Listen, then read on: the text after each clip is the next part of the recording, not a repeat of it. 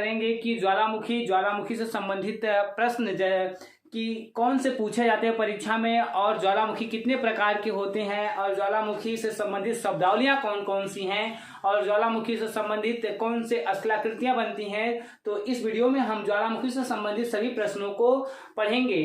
तो आइए शुरू करते हैं। ज्वालामुखी किसे कहते हैं? तो ज्वालामुखी धरातल से नीचे भूगर्भ में, धरातल से नीचे कितना किलोमीटर? 100 किलोमीटर की इस मोटे भाग को, जिसे इंग्लिश में हम कहते हैं लिथोस्फीयर, धरातल से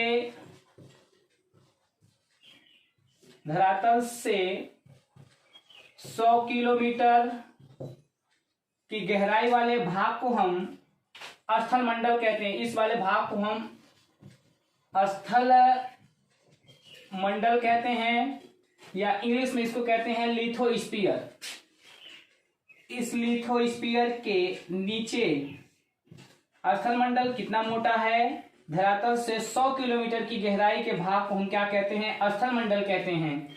और इस स्थल मंडल से नीचे 200 किलोमीटर, 100 से 200 किलोमीटर की गहराई का ये जो भाग है, 200 किलोमीटर की गहराई के इस वाले भाग को हम कहते हैं स्थेनोस्फीयर।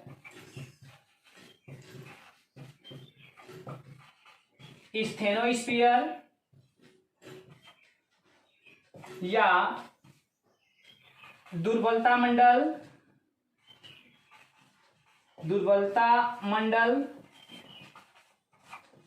या इसको हम कहते हैं द्रवित चट्टानें। तो धरातल के नीचे जो 100 से 200 किलोमीटर की गहराई का ये जो भाग है, इस भाग को हम स्थेनोस्फीयर या दुर्बलता मंडल या द्रवित चट्टानें, या इसी को हम कहते हैं पिघली हुई चट्टानें। पिघली चट्टानें धरातल में कहां से कहां तक पाई जाती हैं? तो 100 से 200 किलोमीटर की गहराई का भाग के नीचे जो चट्टानें हैं उसकी अवस्था कैसी है? दुर्बलता मंडल जैसी है, गीली मिट्टी, ग्रीस, जमा घी जैसी अवस्था है। जब इस दुर्बलता मंडल से स्थल मंडल पर दबाव हटता है, तो दबाव हटने के कारण जब स्थेनोस्फीयर पिघली हुई चट्टानों में बदल जाता है या द्रवित चट्टानों के रूप में बन जाता है, तो इस पिघली हुई चट्टानों को हम कहते हैं मैग्मा। क्या कहते हैं? मैग्मा कहते हैं। जब ये मैग्मा स्थेनोस्फीयर में बन जाता है, तो ये धरातल के 100 किलोमीटर के भाग को तोड़कर इस पतली दरार के माध्यम से तोड़कर, जब ये लावा ज्वालामुखी का मैग्मा क्या करता है? धरातल पर निकलने लगता है, तो उसे हम ज्वालामुखी कहते हैं। तो ज्वालामुखी क्या है, किसे कहते हैं?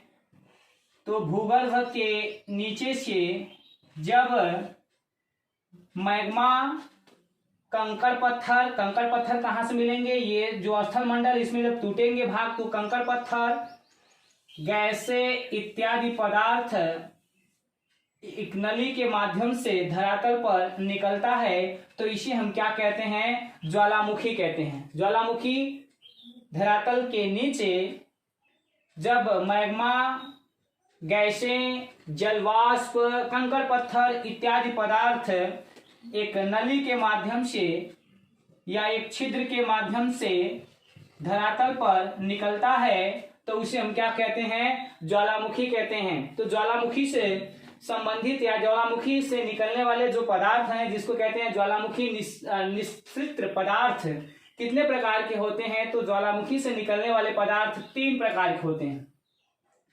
ज्वालामुखी से निःसृत पदार्थ कितने प्रकार के होते हैं? तो ये 3 प्रकार के होते हैं। कौन कौन से?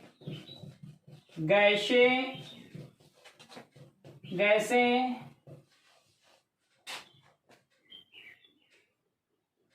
विखंडित पदार्थ,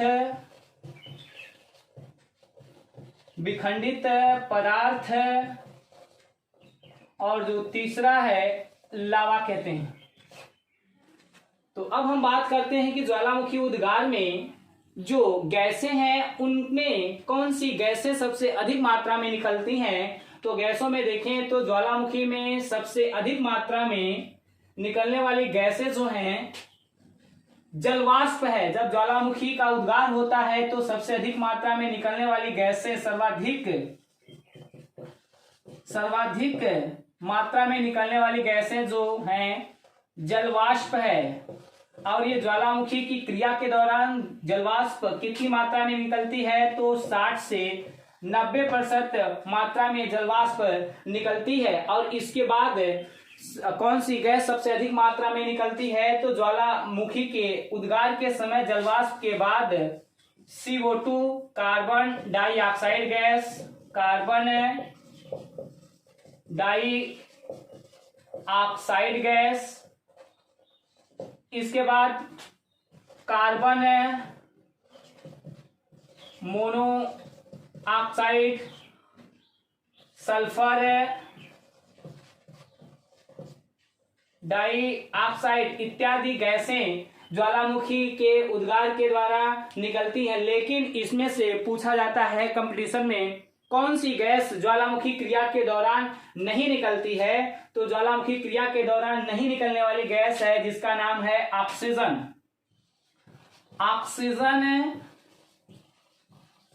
ऑक्सीजन जिसे प्राणदायी गैस कहा जाता है ज्वालामुखी क्रिया के दौरान नहीं निकलती है। तो नहीं निकलने वाली गैसों में कौन सी, ऑक्सीजन केवल गैस नहीं निकलती है। और सर्वाधिक मात्रा में कौन सी गैस निकलती है तो जलवाष्प निकलती है जो 60 से 90% मात्रा में निकलती है। दूसरे नंबर पर सर्वाधिक मात्रा में कार्बन डाइऑक्साइड निकलती है।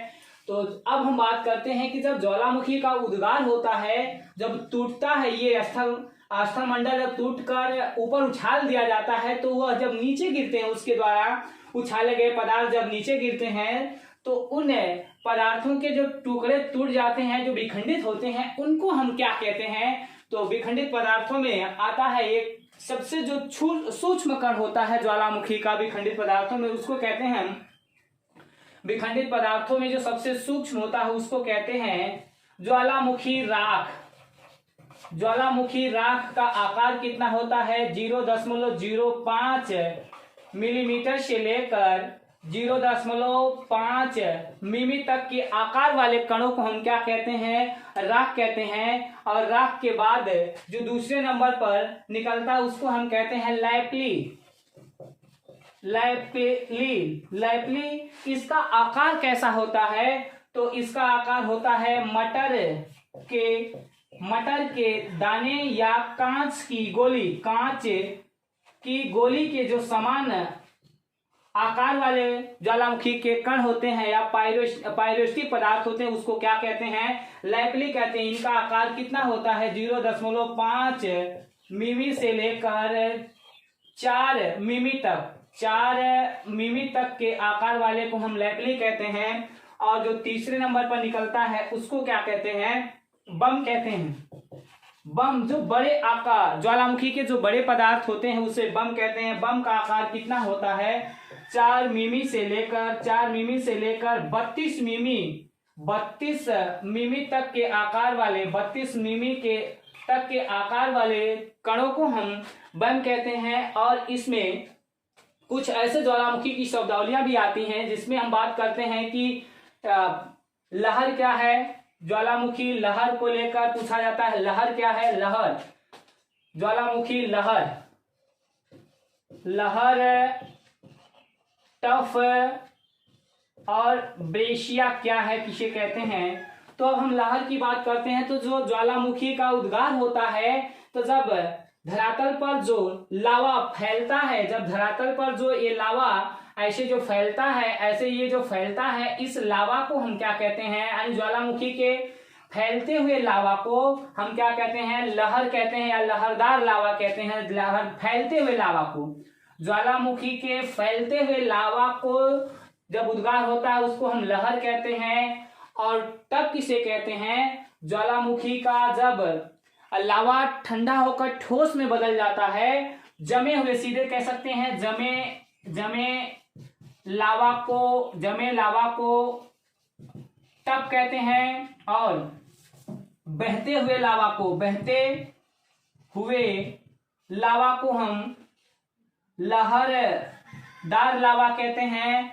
और इसके बाद ब्रेशिया किसे कहते हैं? तो जब लावा में या लहरदार लावा में जो पायरोस्टिक पदार्थ जगह जगह निक्षेपित हो जाते हैं, जैसे ये ज्वालामुखी का ये लावा है, जब इस लावा में जगह जगह से ऐसे जगह जगह नुकीले पदार्थ धंस जाते हैं तो इस आकृति को हम क्या कहते हैं? ब्रेशिया कहते हैं। ब्रेशिया किसे कहते हैं? तो जब ज्वालामुखी के लावा में जो जगह जगह पायरोस्टिक पदार्थ धंस जाते हैं तो उसे हम ब्रेशिया कहते हैं। जैसे उदाहरण में देखें तो आजकल जो लोग बर्थडे मनाते हैं तो उस बर्थडे में जो केक में जगह जगह मोमबत्ती खोजते हैं वही ब्रेशिया है। उस ब्रेशिया के बाद बात करते हैं अब हम लावा। अब ये लावा और मैग्मा क्या है इसकी बात कर लिया जाए तो इसमें देखिए दोनों अलग अलग है। जब पिघला हुआ पदार्थ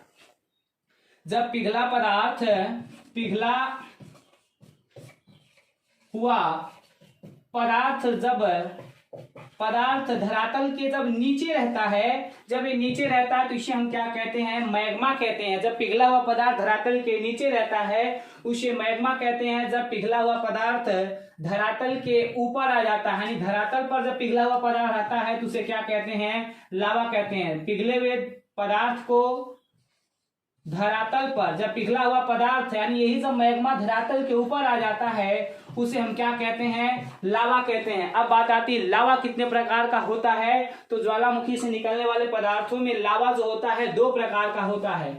लावा दो प्रकार का होता है, एक अम्लीय या एसिड लावा और जो दूसरा है बेसिक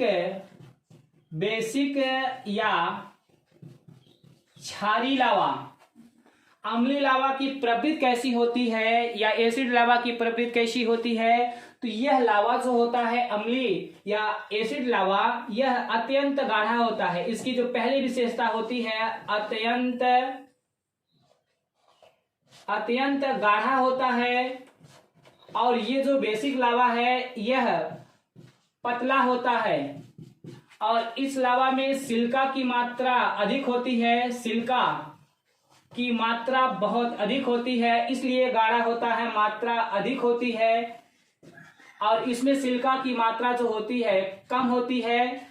और ये जो अम्लीय लावा होता है इस लावा का निक्षेप कहाँ होता है? तो ये जो ज्वालामुखी का वेंट होता है, जो मुख होता है उसके पास ही ऊपर के रूप में ऐसे वेंट के पास जब ये निकलता है तो ऊंचाई में यह कम दूरी में फैलकर निक्षेपित होता है। ऊंचाई अधिक होती है, ऊंचाई इसकी अधिक होती है। अम्लीय लावा की ऊंचाई अधिक होती है तो वेंट के पास ये जब लावा का निक्षेप होता है तो उसे अम्लीय लावा कहते हैं। जैसे इसका उदाहरण कौन सा मिलता है? स्ट्राम्बोली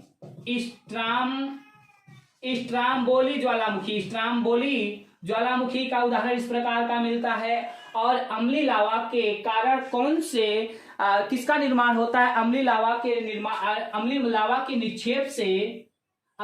के निक्षेप से क्या बनता है? तो पर्वत बनता है, पहाड़ी बनती है और पहाड़ बनता है। क्योंकि इसकी गाढ़ा होने के कारण ऊंचाई अधिक होती है और दूरी कम होती है गाढ़ा के कारण।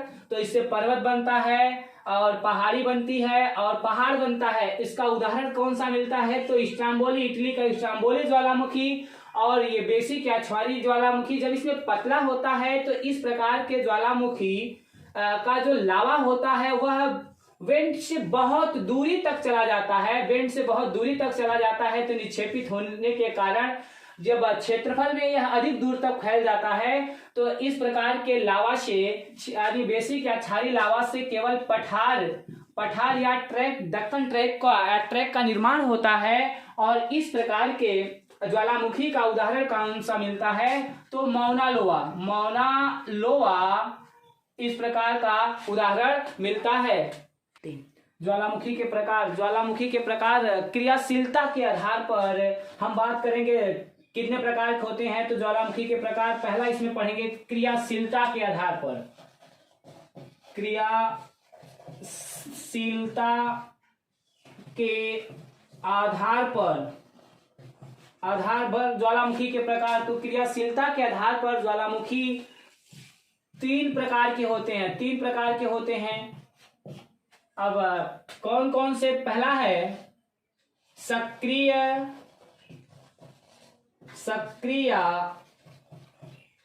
जागृत ज्वालामुखी और दूसरा है प्रसुप्त या सुसुप्त ज्वालामुखी और तीसरा है शांत या मृत ज्वालामुखी। अब क्रियाशीलता के आधार पर ज्वालामुखी तीन प्रकार का होता है। इस क्रियाशीलता के आधार पर ज्वालामुखी से संबंधित कौन से प्रश्न पूछे जाते हैं कि यही पूछा जाता है कि निम्नलिखित में से कौन सा सक्रिय ज्वालामुखी है, या कौन सा प्रसुप्त ज्वालामुखी है, या कौन सा शांत ज्वालामुखी है, और कौन सा ज्वालामुखी है, और यह ज्वालामुखी किस देश में स्थित है। तो हम बात करते हैं सक्रिय ज्वालामुखी किसे कहते हैं। सक्रिय ज्वालामुखी ऐसा ज्वालामुखी जिसके मुख से हमेशा लावा का उद्गार होता रहता है, उसे हम क्या कहते हैं? सक्रिय या जागृत ज्वालामुखी कहते हैं। जागृत का मतलब, सक्रिय का मतलब होता है जो हमेशा सक्रिय रहता है, जो हमेशा जागता हुआ रहता है। तो ऐसा ज्वालामुखी जिसके मुख से हमेशा लावा निकलता रहता है उसे हम क्या कहते हैं? जागृत ज्वालामुखी कहते हैं। ऐसे ज्वालामुखियों की संख्या लगभग कितनी है? तो लगभग 500 है।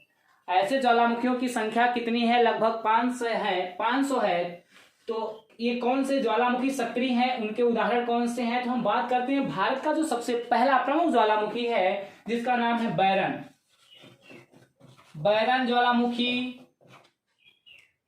ज्वालामुखी। फिर इसके बाद आता है किलायू के बाद Mauna Loa, Mount Etna, Stromboli ज्वालामुखी, Mount Erebus,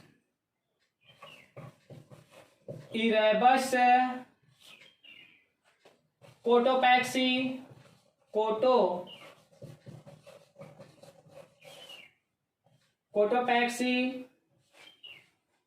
mount Erebus,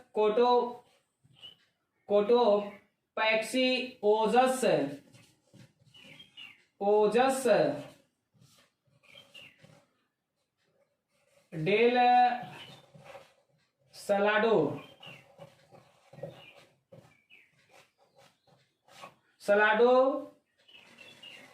Merapi, Dukono, Semeru, बगाना,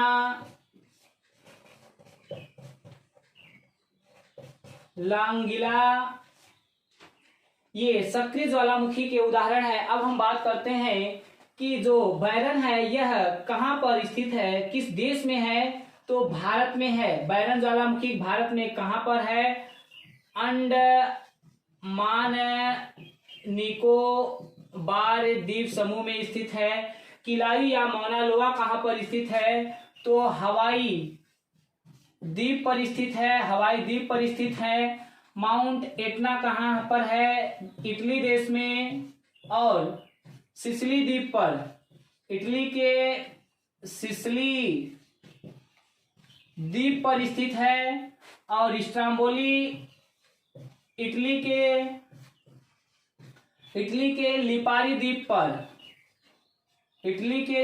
द्वीप पर है। माउंट इरेबस अंटार्कटिका महाद्वीप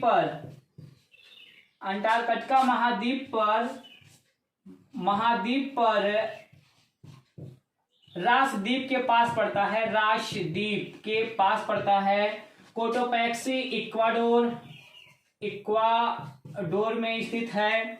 ओजस डेल सलाडो कहाँ पर है? चिली और अर्जेंटीना की सीमा पर। अर्जेंटीना और चिली की सीमा पर है। मेरापी दुकानो और शेमेरू कहाँ है? इंडोनेशिया में है। इंडोनेशिया में है। और ये बागाना और लांगिला कहाँ है? पपुआ न्यू गिनी पर स्थित हैं। अब बात करते हैं कि ये जो कोटोपैक्सी है, विश्व का सबसे ऊंचा ज्वालामुखी कौन सा है? विश्व का सबसे ऊंचा ज्वालामुखी, विश्व का सबसे ऊंचा ज्वालामुखी, विश्व का सबसे ऊंचा ज्वालामुखी कौन सा है? तो कोटोपैक्सी विश्व का सबसे ऊंचा ज्वालामुखी है। और पूछा जाए विश्व का सबसे विशाल ज्वालामुखी, विश्व का या संसार का सबसे विशाल ज्वालामुखी का मतलब जो सबसे अधिक क्षेत्रफल में फैला है तो मौना लोआ है। और पूछा जाए कि किस ज्वालामुखी को भूमध्य सागर का प्रकाश स्तंभ कहते हैं? तो स्ट्रोम्बोली ज्वालामुखी को भूमध्य सागर का प्रकाश स्तंभ कहते हैं। भूमध्य सागर का प्रकाश स्तंभ किस ज्वालामुखी को कहा गया है? तो स्ट्रोम्बोली को कहा गया है। और विश्व का सर्वाधिक ऊंचाई पर स्थित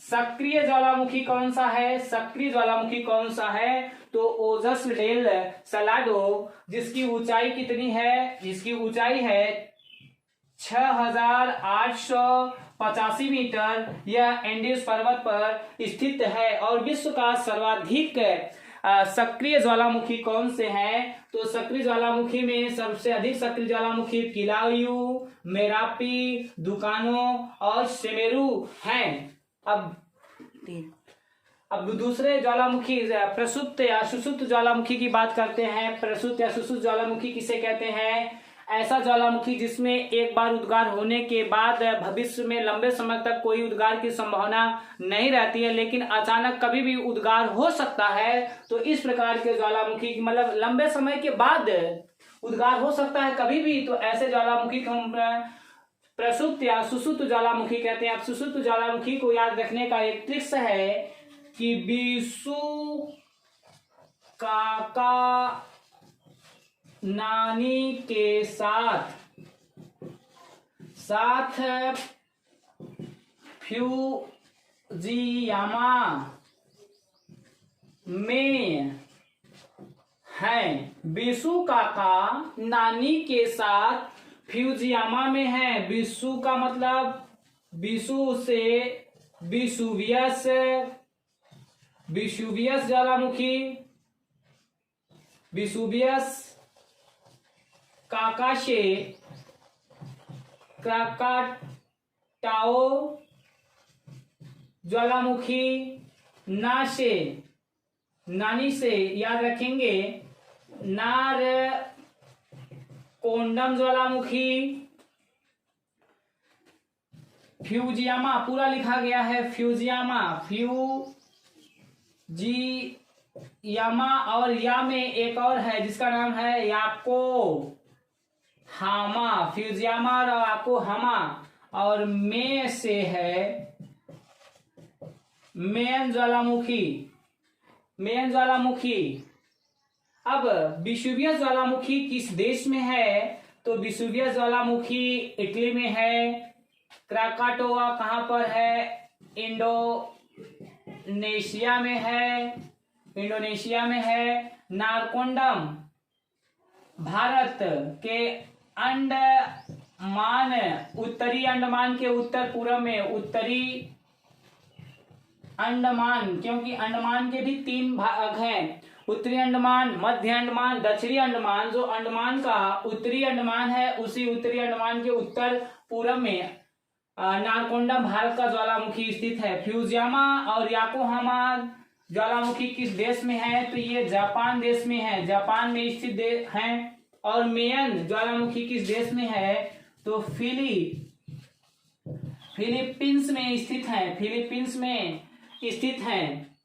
और फिलीपींस में और स्थित ज्वालामुखी है पैराकूटिन। तो बस इतना जो इम्पोर्टेंट उसकी बात करते हैं। अब बात करेंगे शांति अमृत ज्वालामुखी। ऐसे ज्वालामुखी जिसमें एक बार उद्गार होने के पश्चात भविष्य में कभी उद्गार होने की संभावना नहीं रहती है, तो ऐसे ज्वालामुखी को हम क्या कहते हैं? शांति अमृत ज्वालामुखी कहते हैं। जो भविष्य में कभी भी उद्गार न, एक बार होने के बाद कभी भी उद्गार होने की संभावना नहीं रहती है, उसे मृत या शांत ज्वालामुखी कहते हैं। अब इसमें कौन कौन से ज्वालामुखी आते हैं, तो इसका एक ट्रिक्स के माध्यम से भी इसको हम याद रखेंगे। ईद को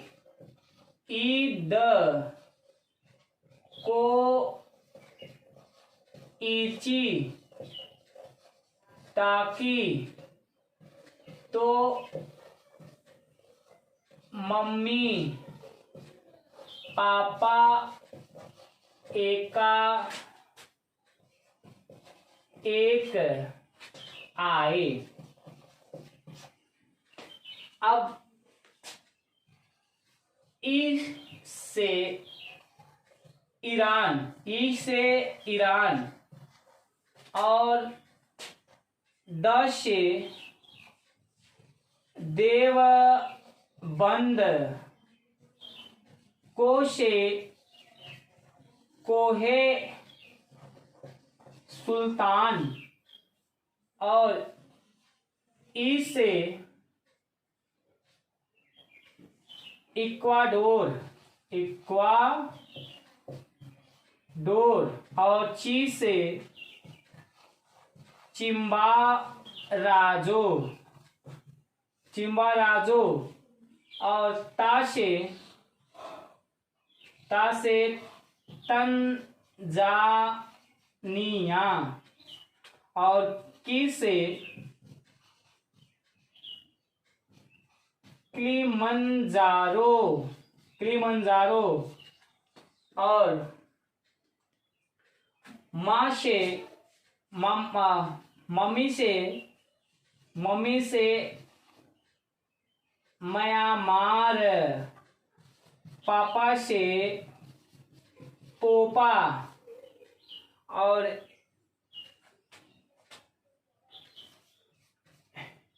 एका से एकांकागुआ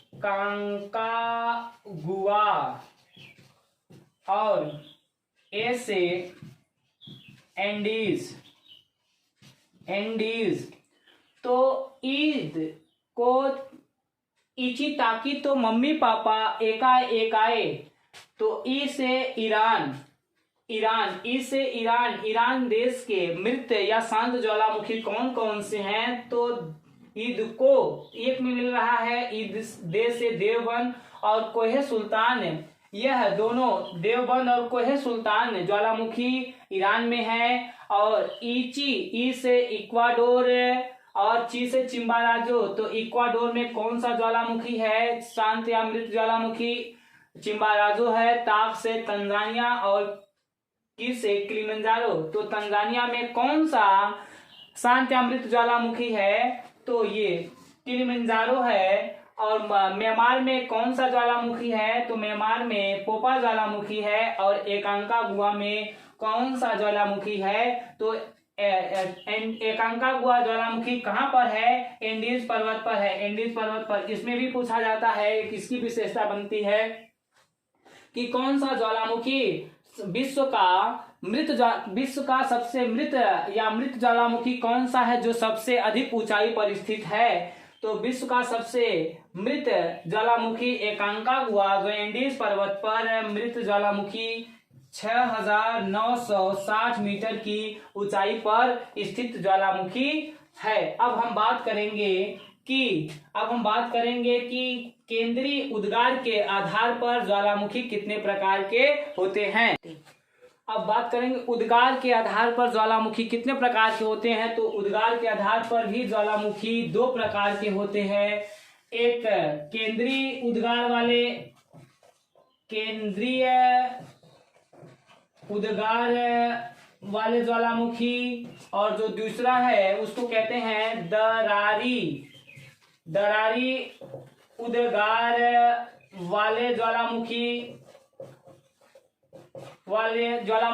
अब केंद्रीय उद्गार वाले ज्वालामुखी का उद्गार कैसे होता है और दरारी उद्गार वाले ज्वालामुखी कैसे आते हैं। तो केंद्रीय उद्गार वाले ज्वालामुखी का कारण होता है प्लेट अभिसरण। केंद्रीय उद्गार वाले ज्वालामुखी के आने का कारण क्या है, प्लेट अभिसरण या विनाशी प्लेट,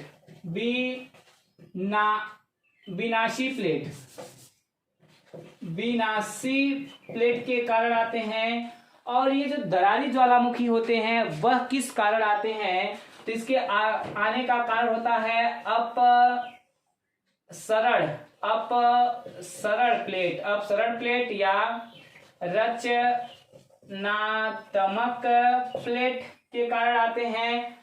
और इसमें जो केंद्रीय उद्गार वाले ज्वालामुखी होते हैं, इसमें ज्वालामुखी के उद्गार की जो प्रवृत्ति होती है, इस उद्गार की जो प्रवृत्ति होती है बहुत ही विस्फोट के साथ होता है। विस्फोट के साथ ज्वालामुखी का उद्गार होता है। और इसमें जो ज्वालामुखी का उद्गार होता है एकदम शांत ढंग से लावा का उद्गार होता है, और इसमें विस्फोट के साथ होता है। और इसमें जो लावा होता है अत्यंत गाढ़ा होता है। यहाँ का जो लावा होता है अत्यंत गाढ़ा होता है, और इसका जो लावा होता है वह क्या होता है, पतला होता है। और पतला जब होता है तो ये दूर तक फैलकर पठार का निर्माण करता है। और ये जो अत्यंत गाढ़ा होता है तो वेंट के पास फैलकर पर्वत, पहाड़ी और पहाड़ का निर्माण करता है गाढ़ा होने के कारण। अब केंद्रीय उद्गार के आधार के ज्वालामुखी की अगर हम प्रवृत्ति देखें तो ऐसे होता है। देखिए, स्थल मंडल धरातल से 100 किलोमीटर के मोटे भाग को स्थल मंडल या स्फेनोस्फीयर, और उसके बाद धरातल से 200 किलोमीटर की गहराई में 200 किलोमीटर की गहराई के भाग को दुर्बलता मंडल या पिघली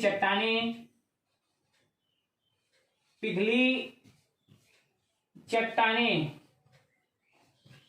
मैग्मा जो है, पिघली चट्टाने यानी जो मैग्मा है, इस मैग्मा में जब ये प्लेटें जो होती हैं जब एक दूसरे के पास आती हैं तो इसे हम कहते हैं अभिसरण। क्या कहते हैं, अभिसरण कहते हैं। जब एक दूसरे के दूर जब जाती हैं तो इसको हम कहते हैं अपसरण। तो जब ये देखिए अपसरण, दूर जाने, जब दो प्लेटें एक दूसरे के दूर जाती हैं तो यहां से जो ज्वालामुखी का ये जो लावा निकलता है उसे हम कहते हैं अपसरण या रचनात्मक ज्वालामुखी, या इस प्रकार के ज्वालामुखी को हम कहते हैं दरारी ज्वालामुखी। दरारी ज्वालामुखी का उद्गार कब होता है, जब दो प्लेटें एक दूसरे के दूर जाती हैं तो वहां से जो मैग्मा निकलता है शांत ढंग से, उसे हम दरारी ज्वालामुखी कहते हैं। जब एक दूसरी प्लेट एक दूसरे के एकदम पास आती है तो इसको हम कहते हैं अभिसरण कहते हैं। जब टकराती तो टूटती हैं तो इसी कारण इसको विनाशी भी कहा जाता है। तो इससे जब जो मैग्मा का उद्गार होगा, यहाँ से जो मैग्मा निकलेगा पिघली चट्टानों से, तो यहाँ बस वेंट के पास ऊंचाई अधिक होगी, यहाँ फैलता है, और इसका जो विस्फोट की तीव्रता अधिक होने के कारण यहाँ का जो उद्गार होगा उसको कहते हैं केंद्रीय उद्गार वाले ज्वालामुखी कहते हैं। तो ये रहा दरारी और केंद्रीय ज्वालामुखी। अब केंद्रीय उद्गार के ज्वालामुखी कितने प्रकार के होते हैं, ये केंद्रीय उद्गार के ज्वालामुखी जो होते हैं 5 प्रकार के होते हैं। पहला है हवाईयन तुल्य,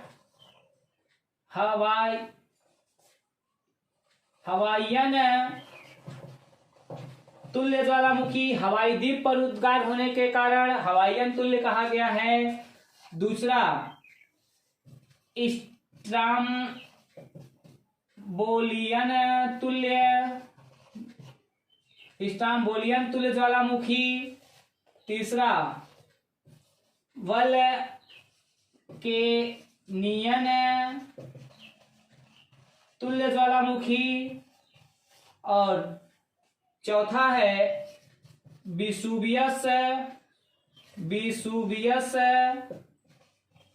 तुल्य ज्वालामुखी। और जो पांचवा है पिलियन तुल्य या पिलनी तुल्य ज्वालामुखी।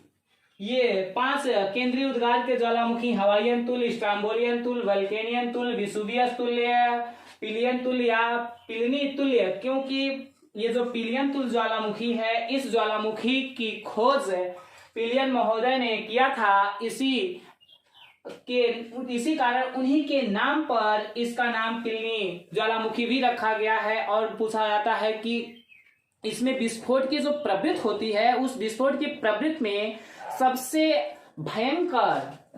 भयंकर विस्फोट किसमें होता है? सबसे अधिक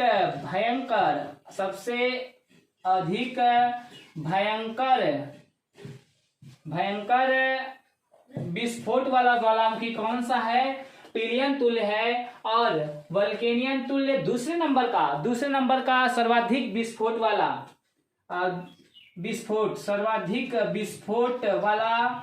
और लेकिन पूछा जाए कि सबसे भयंकर विस्फोट वाला, तो पिलियन तुल्य, इसके बाद वल्केनियन विस्फोट वाला भी ज्वालामुखी है। और इसमें पूछा जाता है कि जो पिलनी है ये मार्टिन द्वीप पर पड़ता है। इस पिलनी तुल्य के कारण ये वहां का जो मार्टिन द्वीप की पूरी जनसंख्या क्या हो गई? समाप्त हो गई थी। अब हम बात करेंगे ज्वालामुखी से संबंधित स्थलाकृतियों को लेकर कि ज्वालामुखी से संबंधित कौन सी स्थलाकृतियां बनती हैं। कि ज्वालामुखी से संबंधित 2 प्रकार की स्थलाकृतियां बनती हैं, एक आंतरिक और एक बाह्य स्थलाकृतियां। तो अब हम उनकी बात करते हैं। स्थलाकृतियां, ज्वालामुखी की स्थलाकृतियां, आंतरिक स्थलाकृतियां और बाह्य स्थलाकृतियां। तो आंतरिक स्थलाकृतियां किसे कहते हैं? जो स्थलाकृतियां ज्वालामुखी के उद्गार के दौरान जो भूगर्भ में या नीचे होती, धरातल के नीचे होती है, उसे आंतरिक स्थलाकृतियां कहते हैं। और जो स्थलाकृतियां ज्वालामुखी से धरातल के ऊपर बनती हैं, उसे हम बाह्य स्थलाकृतियां कहते हैं। अब हम बात करते हैं कि आंतरिक स्थलाकृतियां में कौन कौन सी स्थलाकृतियां बनती हैं। तो इसमें पहला आता है बैथोलिथ,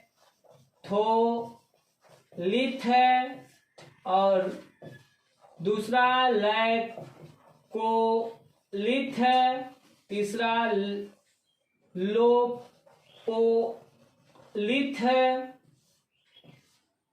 और जो चौथा है फैकोलिथ, और पांचवा है डाइक, और जो छठा है सिल पत्र भित्ति या सिल व सीट स्थलाकृतियां ये ज्वालामुखी के द्वारा आंतरिक भागों में बनती हैं। तो अब हम बात करते हैं कि बैथोलिथ कैसे, किस प्रकार की आकृति, क्योंकि बैथोलिथ और फैकोलिथ, लैकोलिथ को देखकर पूछा जाता है एग्जाम में कि सही इसका कूट बनाइए कि मिलान कीजिए, कौन सा इसकी स्थलाकृति किस प्रकार की आकार की होती है उसको मिलाना होता है। तो बैथोलिथ किस प्रकार की स्थलाकृति बनती है? तो धरातल के नीचे जब अंडाकार रूप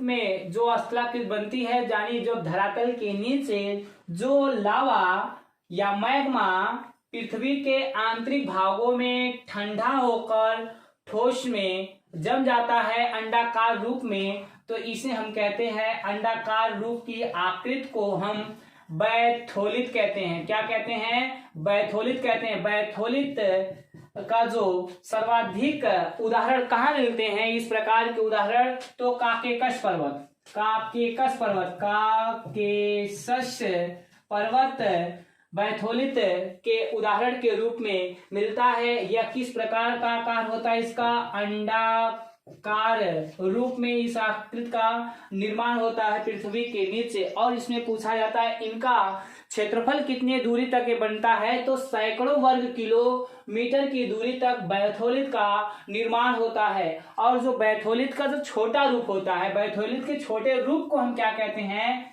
ये जो छोटे छोटे इसके रूप ऐसे बनते हैं, इसको हम क्या कहते हैं? तो इसको स्टाक कहते हैं। बैथोलित के छोटे रूप को क्या कहा जाता है? स्टाक कहा जाता है। अब बात करते हैं लैकोलित किसे कहते हैं और किस प्रकार होता है? जब ज्वालामुखी का लावा पृथ्वी के नीचे या भूगर्भ में गुंबदाकार रूप में, किस रूप में? गुंबदाकार रूप में जमा होता है, गुंबदाकार रूप में बनता है, तो इस गुंबदाकार आकृति को हम क्या कहते हैं? गुंबदाकार आकृति को हम लैकोलित कहते हैं। इस आकार में ऐसे जमता है, देखिए लैकोलित गुंबदाकार आकार में जब ये जमता है तो इस आकृति को हम कहते हैं लैकोलित। लैकोलित के सबसे अधिक उदाहरण कहाँ मिलते हैं? तो इस प्रकार की आकृति भी काकेकस पर्वत पर ज्यादा देखने को मिलती है। काकेकस पर्वत पर इस प्रकार के भी उदाहरण कहाँ मिलते हैं? काकेकस पर्वत पर ज्यादा मिलते हैं। तो गुंबदाकार आकृति को हम क्या कहते हैं? लैकोलित कहते हैं। अब लैपोलित किसे कहते हैं? जब ज्वालामुखी का इसका आकार कैसा होता है? कटोरी या तस्तरी नुमा, कटोरी या तस्तरी नुमा। जब ज्वालामुखी का लावा, जब ये बैथोलित है, बैथोलित है, लैकोलित है, गुंबदाकार रूप में, अंडाकार रूप में। और ये जो लोपोलित है, लोपोलित है, यह किस रूप में? तो ये कटोरी या तस्तरी नुमा आकृति को, कटोरी या तस्तरी नुमा आकृति को हम क्या कहते हैं? बैथोलित, लोपोलित तस्तरी या कटोरी नुमा आकृति को हम क्या कहते हैं? जब ज्वालामुखी का लावा धरातल के नीचे कटोरी या तस्तरी नुमा, कटोरी या तस्तरी नुमा आकृति में जम जाता है, तो इस ठोस तस्तरी नुमा आकृति को हम क्या कहते हैं? लोपोलित कहते हैं। इस प्रकार की आकृति का सर्वाधिक उदाहरण कहाँ मिलता है? तो अफ्रीका महाद्वीप में देखने को मिलता है। अब बात करते हैं लैकोलित किसे कहते हैं? जब ज्वालामुखी का लावा लहरदार के रूप में,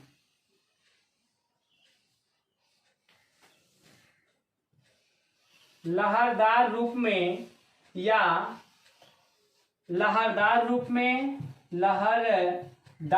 में या मोड़दार पर्वतों में या नव चंद्राकार रूप में अपनति और अभिनति में निक्षेपित होता है। अपनति जो ऊपर, मोड़दार पर्वतों का जो ऊपर भाग ऊपर उठ जाता है उसे कहते हैं अपनति, और जो भाग नीचे धंस जाता है उसे क्या कहते हैं? अभिनति में निक्षेपित होकर जम जाता है। तो इस आकृति को हम क्या कहते हैं? फैकोलित। जब ज्वालामुखी का उद्गार का जब ये लावा जो होता है इसके अपनत और अभिनत में भर जाता है, तो इस आकृति को हम क्या कहते हैं? फैकोलित कहते हैं। फैकोलित का उदाहरण सबसे अधिक कहाँ मिलता है? उदाहरण देखें तो काकेशस, रॉकीज पर्वत, एंडीज पर्वतों पर इस प्रकार के उदाहरण देखने को मिलते हैं। अब हम बात करते हैं डाइक किसे कहते हैं? डाइक के उदाहरण कहाँ पर मिलते हैं? जब ज्वालामुखी का लावा जब ज्वालामुखी का लावा लंबवत रूप में, किस रूप में, लंबवत, आंतरिक भागों में लंबवत रूप में जम जाता है तो इस आकृति को हम क्या कहते हैं, डाइक कहते हैं। जब ज्वालामुखी का लावा लंबवत रूप में या बांध के रूप में निक्षेपित हो जाता है पृथ्वी के आंतरिक भागों में तो इस आकृति को हम क्या कहते हैं, डाइक कहते हैं। डाइक का सर्वाधिक निर्माण या विश्व की सबसे बड़ी डाइक कहाँ मिलती है, तो विश्व की सबसे बड़ी डाइक जिम्बाब्वे में मिलती है। या इस प्रकार के उदाहरण भारत में कहाँ मिलते हैं, तो सिंहभूमि क्षेत्र में डाइक मिलते हैं। और डाइक का निर्माण लंबवत रूप में होता है, लंबवत या बांध के रूप में इसका निर्माण होता है। इस आकृति को हम क्या कहते हैं, डाइक कहते हैं। अब बात करते हैं कि पत्रशिला या शीट किसे कहते हैं, तो जब ज्वालामुखी का लावा आंतरिक भागों में जब परतदार शैलों में जो इसकी दरारें होती हैं, जो इसके छिद्र होते हैं, उन छिद्रों में मोटे रूप में जम जाता है तो उसे हम सील कहते हैं। और जब ये पतले रूप में दरारों के रूप में जमता है तो उसे हम क्या कहते हैं, शीट कहते हैं। जब ज्वालामुखी का लावा धरातल के नीचे परतदार चट्टानों में जो संधियां हैं, जो जोड़ हैं, उसके जो छिद्र हैं उसमें मोटे रूप में जमता है तो उसको हम क्या कहते हैं, सील कहते हैं। जब ये पतले चादर के रूप में जमता है तो इसे क्या कहते हैं, शीट कहते हैं। और शीट कहते हैं। अब ये बात करते हैं कि एक बार रिवाइज कर लेते हैं कि कौन सी किस प्रकार की स्थलाकृतियां बनती हैं। तो बैथोलित अंडाकार रूप में बनता है, कोलित किस रूप में, गुंबदाकार रूप में बनता है। लेपोलित किस आकार का होता है, तो कटोरी या तस्तरी नुमा आकृति में जो धरातल के नीचे लावा जमता है उसे लोपोलित कहते हैं। फैकोलित किसे कहते हैं, जब लहरदार या मोड़दार या नवचंद्राकार पर्वतों के अपनत और अभिनत में जमकर जो आकृति बनती है उसको हम फैकोलित कहते हैं। डाइक किसे कहते हैं, लंबवत रूप में जो आकृति बनती है लावा के निक्षेप से धरातल के नीचे उसे डाइक कहते हैं। विश्व इसकी आकृति किस प्रकार होती है, तो इसकी आकृति जो होती है लंबवत होती है, लंबवत बांध के रूप में होती है या दीवार के रूप में होती है। विश्व का सबसे लंबा डाइक कहाँ है, जिम्बाब्वे में। जिम्बाब्वे में विश्व का सबसे लंबा डाइक का उदाहरण देखने को मिलता है। और भारत में इसके कहाँ उदाहरण मिलते हैं, सिंहभूमि में मिलते हैं। अब बात करते हैं पत्र भित्ति या सील या शीट किसे कहते हैं। जब चट्टानों में, परतदार चट्टानों में या धरातल के नीचे जहां पर शैलों में जोड़ होते हैं या सरंध्र होते हैं उसके बीच में जब मोटे रूप में जब लावा का निक्षेप होता है तो उसे सील कहते हैं। जब पतले रूप में होता है उसे क्या कहते हैं, शीट कहते हैं। अब बात करते हैं कि ज्वालामुखी के वाह्य स्थलाकृतियां कौन कौन सी हैं। वाह्य स्थलाकृतियों में अब बात करते हैं कि कौन कौन सी वाह्य स्थलाकृतियां ज्वालामुखी से बनती हैं। तो इसमें पहला आता है सीडर शंकु, दूसरा है अम्लीय शंक्वाकार स्थलाकृति, तीसरा है मिश्रित शंकु और चौथा है परजीवी शंकु। और जो पांचवा कौन सा है, पांचवा है पठार गुंबदाकार या गुंबदाकार स्थलाकृतियां, गुंबदाकार शंकु या स्थलाकृतियां। तो शीडर शंकु किसे कहते हैं और इसके उदाहरण कहाँ पर मिलते हैं, तो शीडर शंकु जब ज्वालामुखी के उद्गार के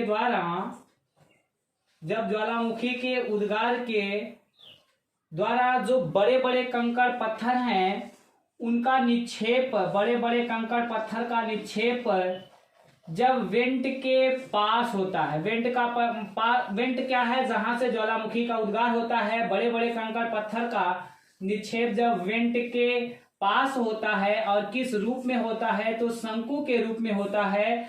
तो इस और जो छोटे छोटे कंकड़ पत्थर होते हैं उनका निक्षेप जब दूर क्षेत्रों में होता है, फैल जाते हैं और जो शंकु रूप में आकृति का निर्माण करते हैं उसे हम क्या कहते हैं, सीडर शंकु। तो ये सीडर शंकु किसे कहते हैं, आप देख रहे हैं जो सीडर शंकु जब ज्वालामुखी का उद्गार होता है तो जो बड़े बड़े जो बड़े बड़े कंकड़ पत्थर हैं, बड़े बड़े कंकड़ पत्थर का निक्षेप वेंट के पास होता है और जो छोटे छोटे कंकड़ पत्थर होते हैं वे वेंट से दूर जब जाते हैं तो उनके निक्षेप से जो शंकु की स्थलाकृति बनती है, शंकुरुमा, उसे हम क्या कहते हैं, सीडर शंकु कहते हैं। इस प्रकार के शंकु का उदाहरण कहाँ मिलता है, तो जोरल्लो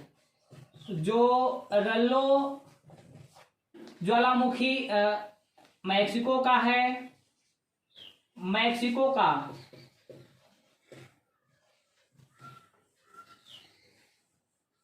मैक्सिको का है और इटली का नोरा है, इटली का नोरा। ये सीडर शंकु के ज्वालामुखी के उदाहरण हैं। अम्लीय शंकुआकार शंकु किसे कहते हैं, शंकुआकार स्थलाकृति कैसे बनती है, तो जब ज्वालामुखी का उद्गार होता है तो अम्लीय लावा जो होता है अत्यंत गाढ़ा होता है, जब अत्यंत गाढ़ा होता है तो इसकी ऊंचाई अधिक होती है। इस प्रकार के शंकु की ऊंचाई अधिक होगी लेकिन वे वेंट के एकदम पास फैलता है, वही वेंट के पास फैलता है। तो इस प्रकार के ज्वालामुखी को हम क्या कहते हैं, ऊंचाई अधिक होगी लेकिन इसका जो क्षेत्रफल कम होगा, यहाँ दूरी कम होगी, तो इस आकृति को हम क्या कहते हैं, अम्लीय शंकुस्थलाकृति कहते हैं। धरातल पर जब बनती है तो इस प्रकार का उदाहरण कहाँ मिलता है, तो इस प्रकार का उदाहरण हमें मिलता है स्ट्राम्बोली, जो इटली का लिपारी द्वीप पर स्थित स्ट्राम्बोली ज्वालामुखी है। यह अम्लीय शंकुआकार स्थलाकृति का उदाहरण है। और मिश्रित शंकु किसे कहते हैं, मिश्रित शंकु जब एक ज्वालामुखी उद्गार के बाद या उद्गार की क्रिया जब शांत हो जाती है तो इस शांत क्रिया के बाद दूसरा ज्वालामुखी इसके बगल से यहाँ कुछ दिनों के बाद जब निकलता है या उद्गार होता है तो इस प्रकार के शंकु को हम क्या कहते हैं, मिश्रित शंकु कहते हैं। यानी जब इस एक ज्वालामुखी में दोबारा से फिर दूसरा ज्वालामुखी निकलता है तो उसे मिश्रित शंकु का ज्वालामुखी कहते हैं या स्थलाकृति कहते हैं, निर्मित होती है। तो इस प्रकार के ज्वालामुखी का उदाहरण कहाँ मिलता है, विसुवियस, इटली का विसुवियस है और जापान का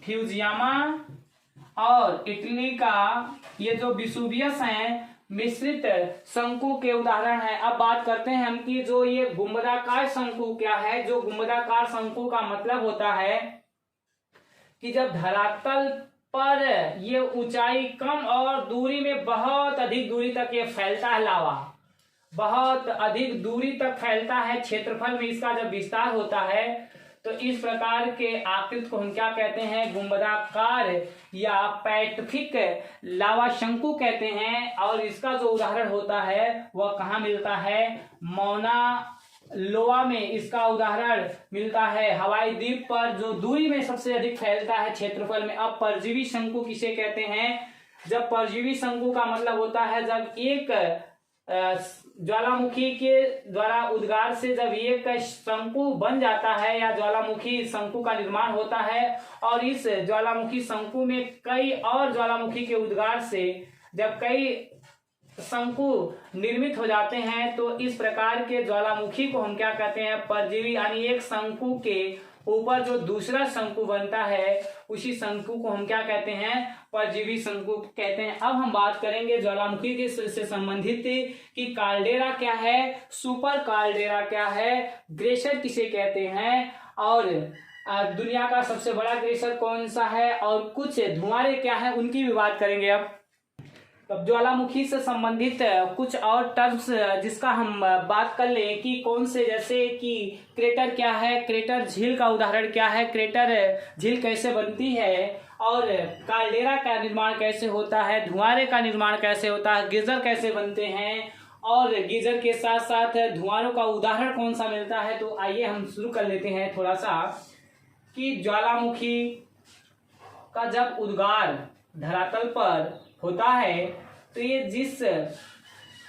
जिस नली के माध्यम से ज्वालामुखी का उद्गार होता है उसे हम ज्वालामुखी क्या कहते हैं, नली कहते हैं। क्या कहते हैं, नली कहते हैं। और जहां से ज्वालामुखी का उद्गार यानी जिस मुख से होता है उसको हम क्या कहते हैं, वीवर कहते हैं, या वेंट कहते हैं, या ज्वालामुखी मुख कहते हैं। जब ज्वालामुखी के उद्गार से जब ज्वालामुखी का जो वेंट है उसका रूप विस्तृत होते जाता है, जिस मुख से ज्वालामुखी का लावा निकलता है उसे वेंट या वीवर या छिद्र या मुख कहते हैं। लेकिन जब वीवर या वेंट का रूप विस्तृत हो जाता है तो इसके थोड़ा सा विस्तृत रूप को हम क्या कहते हैं, इसके हम विस्तृत रूप को क्या कहते हैं, क्रेटर कहते हैं। क्या कहते हैं, क्रेटर। वेंट के विस्तृत रूप को, वेंट के विस्तृत रूप को हम क्या कहते हैं, क्रेटर कहते हैं। और जब क्रेटर का जो विस्तृत रूप बन जाता है, और क्रेटर के विस्तृत रूप को हम क्या कहते हैं, तो क्रेटर के विस्तृत रूप को हम कहते हैं कालडेरा कहते हैं, कालडेरा। क्रेटर के विस्तृत रूप को, क्रेटर के विस्तृत रूप को हम क्या कहते हैं, कालडेरा कहते हैं। और विश्व का जो, अब कालडेरा का निर्माण कैसे होता है, जब ज्वालामुखी की क्रिया शांत हो जाती है तो शांत होने के बाद जब उसमें अचानक उद्गार होता है तो उद्गार के कारण जो इसका क्रेटर है यह टूट जाता है। इसके पदार्थ जब विखंडित हो जाते हैं, उसके टूटने से, उसके पदार्थों के निक्षेपित होने से काल्डेरा का निर्माण होता है। तो क्रेटर के विस्तृत रूप को हम क्या कहते हैं, काल्डेरा कहते हैं। और काल्डेरा का सबसे प्रमुख उदाहरण कहाँ मिलता है, यानी विश्व का सबसे बड़ा काल्डेरा कहाँ है, तो जापान का आसो काल्डेरा। ये जापान का आसो काल्डेरा जो विश्व का सबसे बड़ा काल्डेरा का उदाहरण है। और काल्डेरा के विस्तृत रूप को हम क्या कहते हैं, तो काल्डेरा के विस्तृत रूप को हम कहते हैं, काल्डेरा के विस्तृत रूप को हम कहते हैं सुपर काल्डेरा। क्या कहते हैं, super caldera, super caldera. Super caldera का उदाहरण कहाँ मिलता है, तो सुमात्रा में लेक टोवा और यूएसए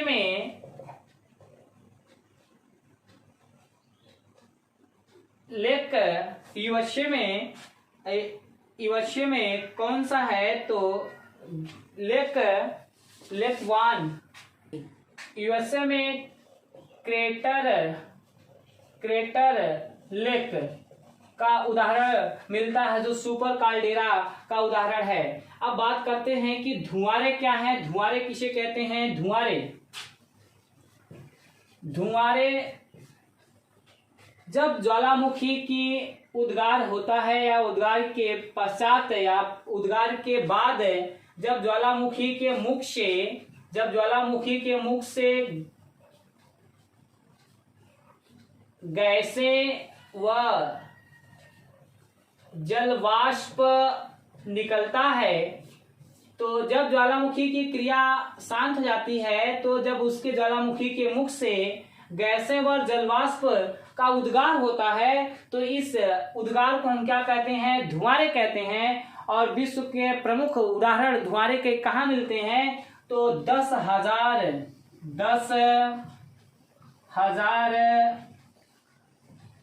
धुआंरों की घाटी कहाँ मिलती है, अलास्का में मिलती है। और व्हाइट टापू का धुआंरा का उदाहरण कहाँ मिलता है, तो धुआरा का उदाहरण न्यूजीलैंड। न्यूजीलैंड के प्लेंटी की खाड़ी में व्हाइट टापू का धुआरा का उदाहरण मिलता है। और ईरान में कौन सा मिलता है? तो कोहे सुल्तान का धुआरा। कोहे सुल्तान का धुआरा कहाँ है? ईरान में कोहे सुल्तान का धुआरा का उदाहरण मिलता है। अब बात कर लेते हैं कि गीजर या गर्म जल स्रोत किसे कहते हैं, गीजर किसे कहते हैं। गीजर क्या है? जब ज्वालामुखी का उद्गार होने के पश्चात क्रिया जब शांत होती है तो इसमें गर्म जल स्रोत, गर्म जल व प्लस वाष्प या वाष्प का उद्गार होता है। तो इस क्रिया को हम क्या कहते हैं? ज्वालामुखी गीजर या गर्म जल स्रोत के नाम से जानते हैं। गर्म गीजर का सबसे बड़ा उदाहरण कहाँ मिलता है? अमेरिका के यूएसए में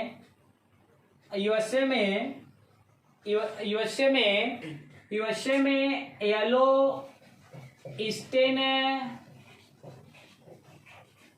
पार्क में ओल्ड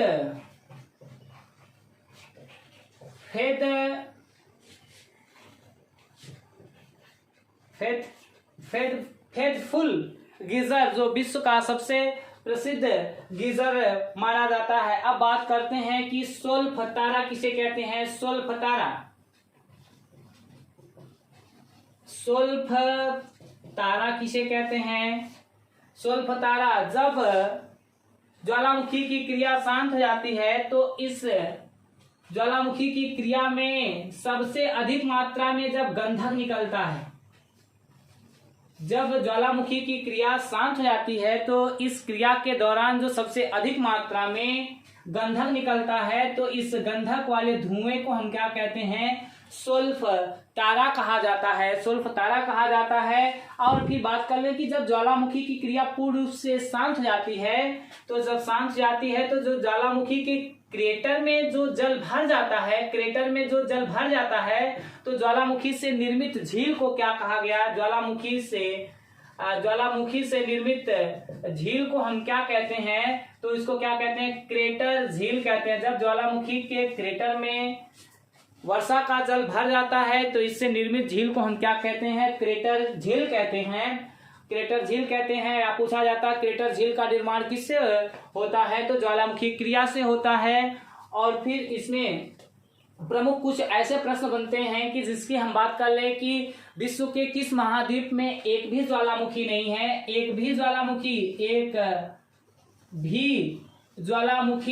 नहीं है। तो ऑस्ट्रेलिया में, किस महाद्वीप में? ऑस्ट्रेलिया महाद्वीप में एक भी ज्वालामुखी नहीं है। और किस महाद्वीप में केवल एकमात्र ज्वालामुखी है?